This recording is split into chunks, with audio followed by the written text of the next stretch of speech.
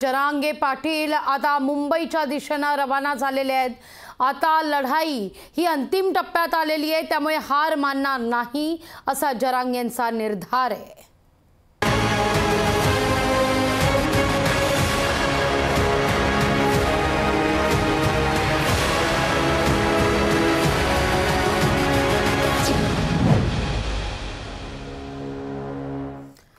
मराठा आंदोलक मनोज जरांगे पाटील मुंबईच्या दिशेने रवाना झाले आहेत।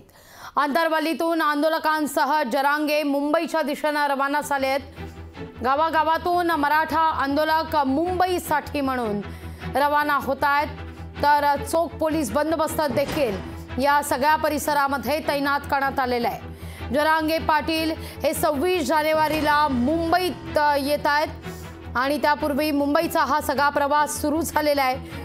आज भगवा वादळ अंतरवली सराटीतून निघालेले आहे।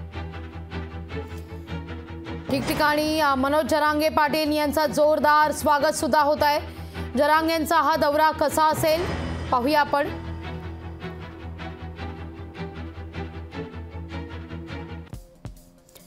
वीस जानेवारीला म्हणजेच आज अंतरवली सराटीतून जरांगे पाटील रवाना झालेले आहेत मुंबई करता।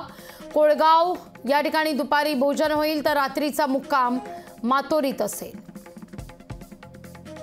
21 जानेवारीला तनपूरवाडी या ठिकाणी दुपारचा मुक्काम असेल, तर रात्री बाराबावळी या ठिकाणी हा मुक्काम असणार आहे। 22 जानेवारीला जरांगे पाटील सुप्यात पोहोचतील, तर रात्री रांजणगाव या ठिकाणी जरांगेंचा मुक्काम असेल। सगळ्या मराठा समाजाचा मुक्काम असणार आहे। 23 जानेवारीला जरांगे आणि मराठा समाज पोहोचेल कोरेगाव भीमा परिसरात। त्यानंतर रात्री चंदननगर परिसर पुणे या ठिकाणी मुक्काम असणार आहे। पुणे शहर या ठिकाणी 24 जानेवारीला मनोज जरांगे पाटील पोहोचतील। त्यानंतर लोणावळा या ठिकाणी रात्रीचा मुक्काम असेल, तर 25 जानेवारीला मराठा समाज पनवेल वाशीपर्यंत पोहोचेल, जिथून मुंबईत प्रवेश केला जाईल। 26 जानेवारीला चेंबूरहून पदयात्रा आझाद मैदान या ठिकाणी पोहोचणार आहे।